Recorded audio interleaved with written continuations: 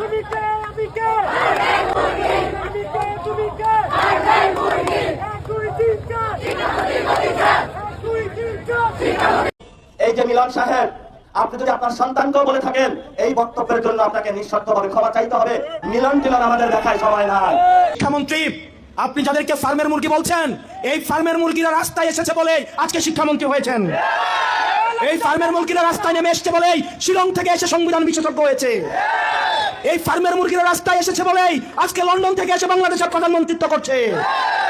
আপনি যে শিক্ষার্থীদেরকে ফার্মের মুরগি বলতেছেন না, ওই সেই শিক্ষার্থীরাই আপনাদেরকে সংসদে বসিয়েছে।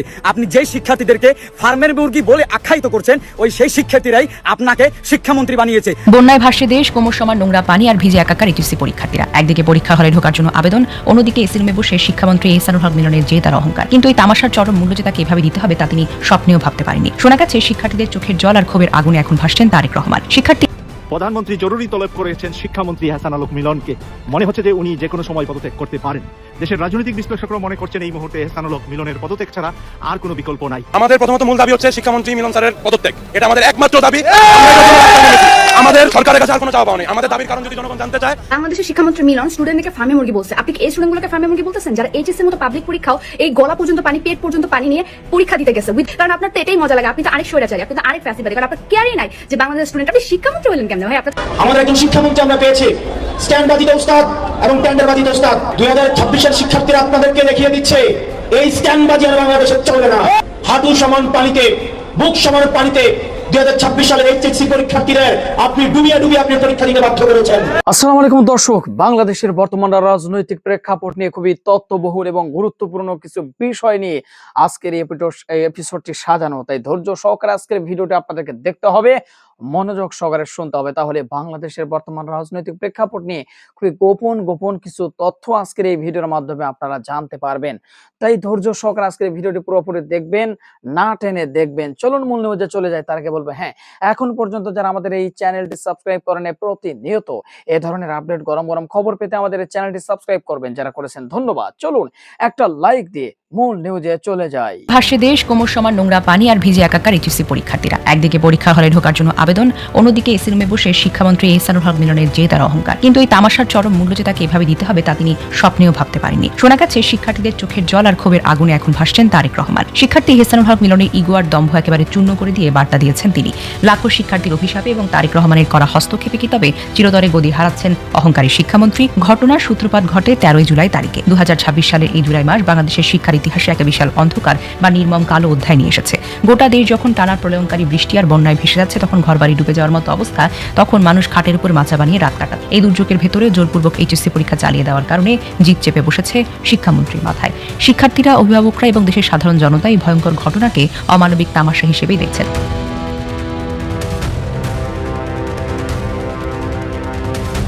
আবহাওয়ার এক বিশাল মহাবিপর্যয় বিবেচনা করে পরীক্ষাটি অন্তত কয়েকদিন পিছিয়ে দেওয়ার জন্য অভিভাবকরা গত কয়েকদিন ধরে সামাজিক যোগাযোগ মাধ্যম ও গণমাধ্যমে বারবার আকুতি মিনতি জানিয়েছেন। কিন্তু তথাকথিত এসি রুমে বসে থাকা নীতি নির্ধারকদের কানে সেই কান্নার আওয়াজ এখনো পৌঁছায়নি। নিজের ব্যক্তিগত ইগো আর চেয়ারের দম্ভ বাঁচাতে গিয়ে শিক্ষামন্ত্রী হুট করে পরীক্ষার আগের দিন রাত ঠিক 7টায় ঘোষণা দেন পরীক্ষা যথাসময়েই হবে। তিনি নাকি এসি রুমে বসে স্যাটেলাইট দেখছেন এবং আবহাওয়া সম্পূর্ণই পরিষ্কার, সেক্ষেত্রে কোনো সমস্যা হবে না। কিন্তু সমস্যা হয়েছে মধ্যবিত্ত বা গরিব ঘরের শিক্ষার্থীদের। ভেজা শরীর নিয়ে প্রচন্ড শীতে কাঁপতে পরীক্ষার হাতায় কলম বসাতে গিয়ে তাদের বাধ্য হতে হয়েছে। এই তামাশার নির্মম শিকার হয়েছেন প্রান্তিক জনপদের সাধারণ মানুষ।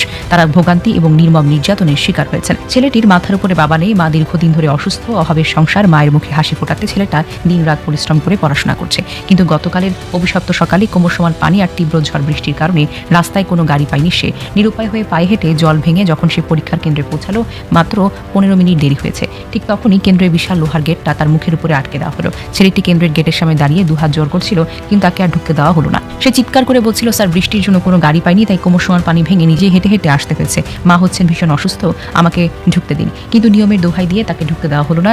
এক মুহূর্তে বাতিল হয়ে গেল তার পুরো একটি বছর। ভেঙে চুরমার হয়ে গেল হাজার বছরের লালিত স্বপ্ন। নাটোরের সে ছেলের বুকফাটা কান্নার রেশ কাটতে না কাটতেই চট্টগ্রামের বন্যা দুর্গত আরেক এলাকায় মেয়ের ঘরবাড়ি হারানোর করুণ দৃশ্য আমরা দেখতে পাই। সাঙ্গুয়ার মাতামুহুরির বানের জলে তাদের শেষ সম্বলটুকু ভেসে যায়। গোয়ালের গরু ছাগল সবকিছুই পানির তোরে হারিয়ে গিয়েছিল। ঘরে নেই বিদ্যুৎ, ঘরে নেই বিশুদ্ধ পানিটুকু খাওয়ার জন্য।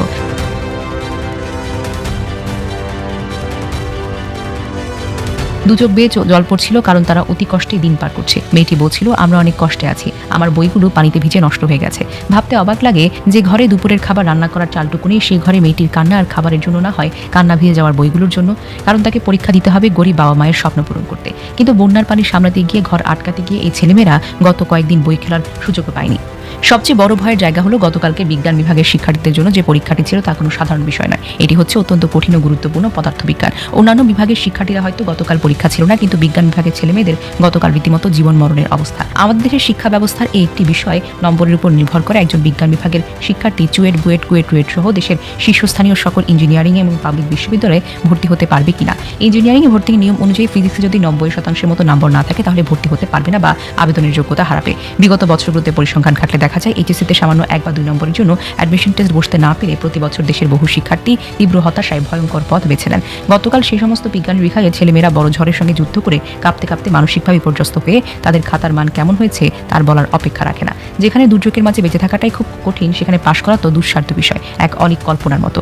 গতকালকে সেই নির্মম সিদ্ধান্তের কারণে দেশের হাজারো বুয়েট ও ইঞ্জিনিয়ারিং পরীক্ষার্থী বিজ্ঞান বিভাগের স্বপ্ন চিরতরে পুড়ে ছাই হয়ে গেছে।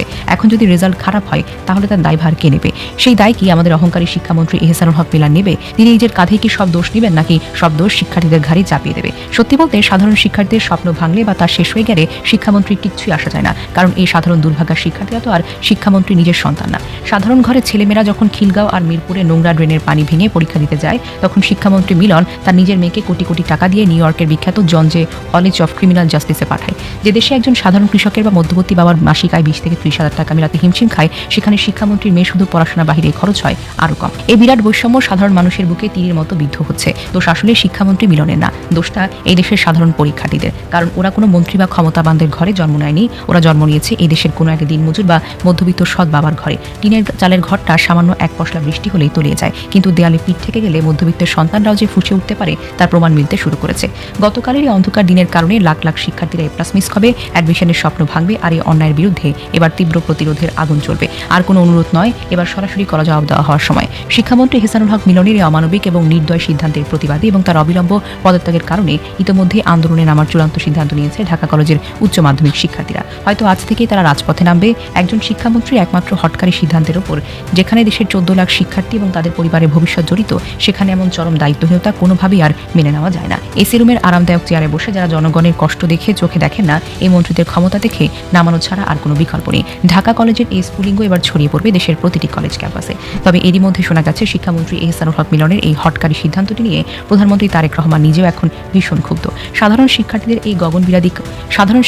এই গগনবিদারী কান্না আর আন্দোলনের আলটিমেটাম সরাসরি পৌঁছে গেছে প্রধানমন্ত্রীর কানে। লাখো শিক্ষার্থীর ভবিষ্যৎ নিয়ে শিক্ষামন্ত্রীর এমন মারাত্মক দায়িত্বহীনতা এবং ছেলে খেলা কোনোভাবেই মেনে নিতে পারছেন না তিনি। শিক্ষার্থীদের মাঠে নামার আগে এহসানুল হক মিলনকে এক জব্বর শিক্ষা দেওয়ার প্রস্তুতি চলছে। অহংকারী মিলনের ইগো আর দম্ভ চূর্ণ করতে প্রধানমন্ত্রী তারেক রহমান নিজেই কঠোর অ্যাকশনে নেমেছেন। যে কোনো মুহূর্তে এহসানুল হক মিলনকে বহিষ্কার করতে পারেন মন্ত্রিসভা থেকে। ক্ষমতার এসি রুমে বসে যারা জনগণের চোখের পানি দেখতে চায় না, তাদের গদি যে কতটা নড়বড়ে হতে পারে তারই এক চূড়ান্ত সিদ্ধান্ত দৃষ্টান্ত স্থাপিত হয়ে গেছে।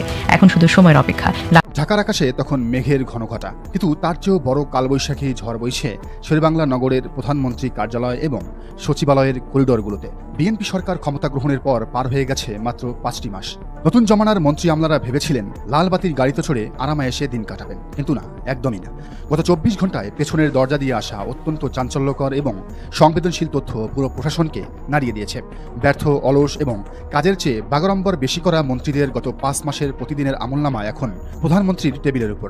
প্রধানমন্ত্রী তারেক রহমান নিজেই হাতে নিয়েছেন ব্যর্থ মন্ত্রীদের ডানাছাটার সেই অদৃশ্য অথচ নির্মম রাজনৈতিক চাবুক। আগামী মাসেই এই সরকারের বয়স পূর্ণ হতে যাচ্ছে 6 মাস, আর এই 6 মাসের ডেডলাইনেই ঘটে যাচ্ছে বাংলাদেশের প্রশাসনিক ইতিহাসের সবচেয়ে বড় পলিটিক্যাল সার্জারি।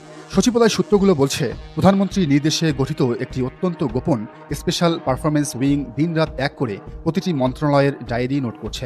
কোন মন্ত্রী কয় ঘন্টা ফাইলে সই করলেন, কোন ফাইল কতদিন আটকে থাকলো, আর কার কাজের গ্রাউন্ড রেজাল্ট শূন্য, সব এখন ক্রিস্টাল ক্লিয়ার। সবচেয়ে বড় যে রোগটি ধরা পড়েছে তা হলো মন্ত্রী এবং প্রতিমন্ত্রীদের মধ্যকার চরম অহংবোধ এবং সমন্বয়হীনতা। এক টেবিলে বসেও নাকি হেভিওয়েট মন্ত্রী আর তার ঘরের প্রতিমন্ত্রী একে অপরের মুখ দেখাদেখি করছেন না।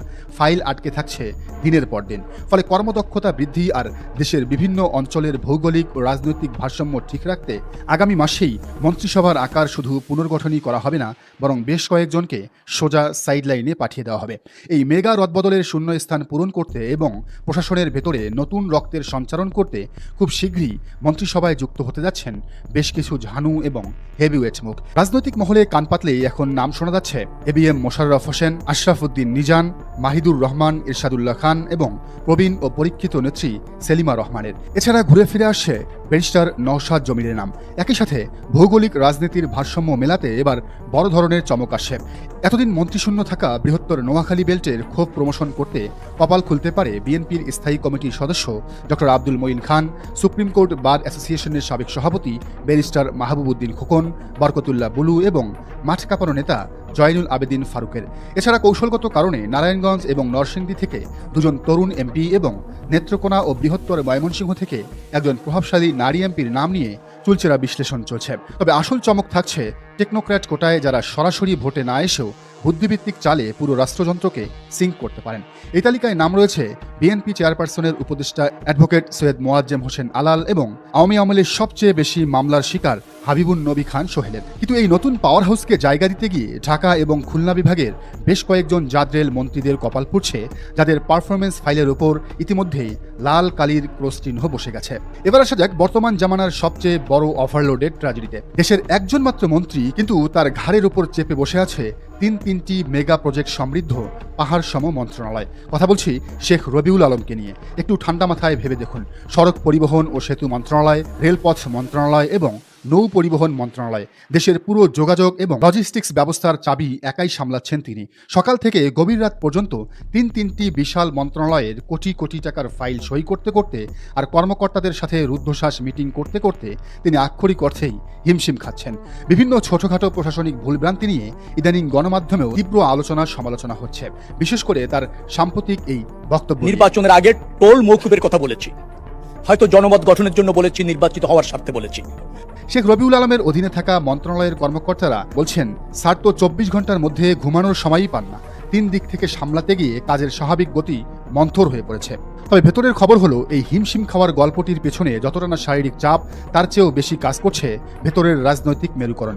দলের ভেতরের একটি শক্তিশালী গ্রুপ চাচ্ছে সড়ক কিংবা রেলপথের মতো বিলিয়ন ডলারের প্রজেক্ট সমৃদ্ধ মন্ত্রণালয়গুলোর নিয়ন্ত্রণ নিজেদের বিশ্বস্ত কবজায় নিতে। উপরে গ্রিন সিগন্যাল পেতে তারা জোর লবিংও চালাচ্ছেন। অন্যদিকে হেভিওয়েট অর্থমন্ত্রী আমির খসরু মাহমুদ চৌধুরীকে নিয়েও চলছে আরেক নাটক। তিনি একই সাথে অর্থ ও পরিকল্পনা মন্ত্রণালয়ের মতো দুটি বড় পোস্ট ধরে রেখেছেন। সূক্ষ্ম সূত্র বলছে, আমির খসরু নিজেই এখন হাঁপিয়ে উঠেছেন এবং তিনি পরিকল্পনা মন্ত্রণালয়টি অন্য কারো হাতে ছেড়ে দিয়ে সম্পূর্ণ ফোকাস অর্থ মন্ত্রণালয়ে রাখতে চাইছেন। এছাড়া পররাষ্ট্রমন্ত্রী খলিলুর রহমান জাতিসংঘের সাধারণ পরিষদের 81তম অধিবেশনের সভাপতি নির্বাচিত হওয়ায় তার দফতরেও নতুন মুখ আসার সম্ভাবনা প্রবল। ব্যর্থ মন্ত্রীদের তালিকায় থাকায় বাদ পড়তে পারেন নুরুল হক নূর, জোনায়েদ সাকি, ববি হাজ্জাজ এবং শিক্ষামন্ত্রী এহসানুল হক মিলন। অনিয়ম আর তোলপাড়ের এই খেলা শুধু সাদা রাজকীয় পোশাক পরিহিত মন্ত্রীদের মধ্যেই সীমাবদ্ধ নেই। প্রধানমন্ত্রী তারেক রহমানের নেতৃত্বে 5 মাসের এই হানিমুন পিরিয়ড এখন অফিসিয়ালি শেষ।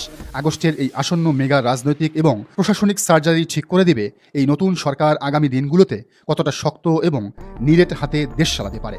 ব্যর্থ মন্ত্রীদের ডানা ছেটে সমন্বয়হীনতার প্রাচীর ভেঙে এবং প্রশাসনের ভেতরে ঘাপটি মেরে থাকা বিতর্কিত আমলাদের ঘাড় ধাক্কা দিয়ে প্রশাসনকে কতটা পরিষ্কার করা যাবে, সেটাই এখন 24-এর বিপ্লবের মূল স্পিরিট। রাজকীয় শপথে যখন নতুন মন্ত্রীরা বঙ্গভবনে পা রাখবেন, তখন তাদের মনে রাখতে হবে জনগণের ভাগ্য নিয়ে কোনো রকম অলসতা বা আমলাতান্ত্রিক তামাশা এবার আর বরদাস্ত করা হবে না। খেলা মাত্র শুরু হলো। আগস্টের এই মেগা রাজনৈতিক সার্জারির চূড়ান্ত রূপ দেখার জন্য পুরো দেশ এখন অধীর আগ্রহে অপেক্ষা করছে। দেশ জুড়ে চলছে তীব্র বন্যা আর রেকর্ড ভাঙা জলাবদ্ধতা, আর এই চরম দুর্যোগপূর্ণ আবহাওয়ার মধ্যেই জোর করে চালানো হচ্ছে এইচএসসি ও সমমানের পরীক্ষা। এর প্রতিবাদে এবার ফুঁসে উঠেছে খোদ পরীক্ষার্থীরা। শিক্ষামন্ত্রী আনাম এহসানুল হক মিলনের পদত্যাগের দাবিতে রাজধানীর সায়েন্স ল্যাব মোড় এবং উত্তরায় সড়ক অবরোধ করে তুমুল বিক্ষোভ করেছে ঢাকা কলেজ সহ বিভিন্ন শিক্ষা প্রতিষ্ঠানের শিক্ষার্থীরা। বৃষ্টি আর জলজট উপেক্ষা করে কেন রাজপথে নামতে হলো পরীক্ষার্থীদের? কি রয়েছে তাদের 3 দফা দাবিতে? আজ আমরা খতিয়ে দেখব শিক্ষার্থীদের এই আন্দোলনের পেছনের আসল চিত্র। মঙ্গলবার সকাল 11:30টার পরেই সায়েন্স ল্যাব মোড়ে অবস্থান নেন শিক্ষার্থীরা। ধানমন্ডি থেকে নিউ মার্কেট মুখী প্রধান সড়ক অবরোধ করায় স্থবির হয়ে পড়ে যান চলাচল। ঠিক একই সময়ে উত্তরায় বিএনএস সেন্টারের সামনেও সড়ক অবরোধ করে বিক্ষোভ শুরু করেন শিক্ষার্থীরা, যার প্রভাব পড়ে আব্দুল্লাহপুর পর্যন্ত দীর্ঘ যানজটে। শিক্ষার্থীদের প্রশ্ন অত্যন্ত যৌক্তিক ও বেদনাদায়ক। তারা বলছেন, এই চরম দুর্যোগের মধ্যে পরীক্ষা নেওয়ার কারণে অনেক সহপাঠী কেন্দ্রে পৌঁছাতেই পারেনি। অনেকে হলে যাওয়ার পথে নোংরা পানিতে পড়ে গেছে, অনেকের লাইফ ডিফেন্ডিং অ্যাডমিট কার্ড পানিতে ভিজে নষ্ট হয়ে গেছে। জীবন যেখানে বিপন্ন সেখানে পরীক্ষার খাতা কিভাবে মুখ্য হতে পারে, এই প্রশ্নই এখন মুখে মুখে। এই চরম ভোগান্তির মুখে দাঁড়িয়ে আন্দোলনকারী শিক্ষার্থীরা সরাসরি 3টি স্পষ্ট দাবি ঘোষণা করেছেন। 1 নম্বর দাবি, দেশের বিভিন্ন এলাকায় চলমান বন্যা ও প্রাকৃতিক দুর্যোগের প্রাদুর্ভাব পুরোপুরি শেষ না হওয়া পর্যন্ত এইচএসসি ও সমমানের সমস্ত পরীক্ষা স্থগিত রাখতে হবে। 2 নম্বর দাবি, বৈরী আবহাওয়া ও জলাবদ্ধতার কারণে যেসব পরীক্ষার্থী গতকাল 13ই জুলাইয়ের পরীক্ষায় অংশ নিতে পারেননি তাদের জন্য দ্রুত পুনরায় পরীক্ষার বিশেষ ব্যবস্থা করতে হবে। 3 নম্বর দাবি বা প্রধান দাবি, পরীক্ষার নামে শিক্ষার্থীদের জীবনকে ঝুঁকিতে ফেলার এবং এই চরম ভোগান্তির দায় নিয়ে আগামী 24 ঘন্টার মধ্যে শিক্ষামন্ত্রী আনম এহসানুল হক মিলনকে পদত্যাগ করতে হবে। প্রতি বছরই বর্ষা মৌসুমে পরীক্ষা হলে দেশের কোনো না কোনো অঞ্চলের শিক্ষার্থীরা এমন চরম বৈষম্য ও ভোগান্তির শিকার হয়। এক অঞ্চলের শিক্ষার্থী যখন ঘরে শুষ্ক পরিবেশে পরীক্ষা দিচ্ছে, অন্য অঞ্চলের শিক্ষার্থীকে তখন সাঁতরে কিংবা কোমর পানি মারিয়ে কেন্দ্রে যেতে হচ্ছে। নগর পরিকল্পনাবিদ ও শিক্ষাবিদদের মতে জলবায়ু পরিবর্তনের এই যুগে পরীক্ষার রুটিন করার ক্ষেত্রে শিক্ষা মন্ত্রণালয়ের আরও অনেক বেশি সংবেদনশীল এবং দূরদর্শী হওয়া উচিত ছিল। জোর করে পরীক্ষা নেওয়ার এই একঘেয়েমি সিদ্ধান্ত হাজারো শিক্ষার্থীর শিক্ষা জীবনকে অন্ধকারের দিকে ঠেলে দিচ্ছে। শুধু ঢাকা শহরের জলাবদ্ধতাই নয়, এই আন্দোলনের পেছনের একটি বড় কারণ হলো দেশের প্রত্যন্ত অঞ্চলের ভয়াবহ বন্যা পরিস্থিতি। দেশের উত্তর ও উত্তর পূর্বাঞ্চলের জেলাগুলোর বিস্তীর্ণ এলাকা এখন পানির নিচে, যেখানে হাজার হাজার পরিবার পানিবন্দী মানুষের আশ্রয় কেন্দ্রে দিন কাটছে। সেখানে শিক্ষার্থীদের পক্ষে বই খাতা নিয়ে পরীক্ষার হলে যাওয়া এক অসম্ভব লড়াইয়ে পরিণত হয়েছে। অনেক জায়গায় পরীক্ষা কেন্দ্রগুলো নিজেই বন্যার পানিতে তলিয়ে গেছে কিংবা সেগুলোকে আশ্রয় কেন্দ্র হিসেবে ব্যবহার করা হচ্ছে। এই চরম মানবিক বিপর্যয়ের মধ্যে ঢাকার শিক্ষার্থীরা যেভাবে পরীক্ষা দিতে পারছে, প্রত্যন্ত অঞ্চলের শিক্ষার্থীরা কিন্তু সেই সমান সুযোগ পাচ্ছে না। ফলে একই সিলেবাসে ও একই সময় পরীক্ষা নেওয়া মফস্বলের লাখ লাখ শিক্ষার্থীর সাথে এক চরম বৈষম্য তৈরি করছে। এর বাইরে রয়েছে পরীক্ষার্থীদের ওপর তৈরি হওয়া প্রচন্ড মানসিক চাপ। শিক্ষার্থীরা বলছে, একের পর এক পরীক্ষা পেছানো বা স্থগিত করার এই সিদ্ধান্তহীনতা তাদের পড়াশোনার মনোযোগ পুরোপুরি নষ্ট করে দিচ্ছে। একদিকে বন্যার পানি, ঘরের ভেতরে ঢোকার আতঙ্ক, অন্যদিকে বিদ্যুৎহীন অন্ধকার রাতে মোমবাতি জ্বালিয়ে পড়াশোনার চেষ্টা। সব মিলিয়ে এইচএসসির মতো জীবন নির্ধারণী একটি পরীক্ষার আগে শিক্ষার্থীদের ওপর যে ট্রমা তৈরি হচ্ছে তা তাদের ফলাফলের উপর মারাত্মক নেতিবাচক প্রভাব ফেলবে। অভিভাবকরা বলছেন, সরকার যেখানে একটি সময়োপযোগী দূরদর্শী সিদ্ধান্ত নিয়ে পরীক্ষা সাময়িকভাবে স্থগিত করতে পারত, সেখানে সিদ্ধান্তহীনতার কারণে আজ কোমলমতি শিক্ষার্থীদের রাজপথে নেমে আন্দোলন করতে হচ্ছে, যা প্রকারান্তরে সেশন জটের ঝুঁকিকেই আরো বাড়িয়ে দিচ্ছে। দুর্যোগের মাঝে পরীক্ষা নাকি শিক্ষার্থীদের নিরাপত্তা, কোনটি আগে? শিক্ষার্থীদের এই 3 দফা দাবি এবং শিক্ষামন্ত্রীর পদত্যাগের বিষয়ে আপনার মতামত কি? দর্শক, আশা করি পুরো ভিডিওটি আপনারা দেখেছেন। এবার অবশ্যই আপনাদের মূল্যবান মতামতটা জানিয়ে দিন কমেন্ট বক্সে। তারপরে আপনাদের মূল্যবান মতামত জানানোর পরে আমাদের এই ভিডিওগুলো যদি প্রতিনিয়ত আপনারা দেখতে চান, তাহলে অবশ্যই আমাদের এই চ্যানেলটি সাবস্ক্রাইব করে আমাদের সাথে থাকবেন। আর ইতিমধ্যে যারা অলরেডি সাবস্ক্রাইব করে আমাদের পরিবারে একজন হয়ে গেছেন, তাদেরকে ধন্যবাদ জানাই। আজকের মতো এখানে বিদায় নিচ্ছি। দেখা হচ্ছে নতুন করে ভিডিওতে। সে পর্যন্ত সকলেই সুস্থ থাকবেন। আল্লাহ হাফেজ।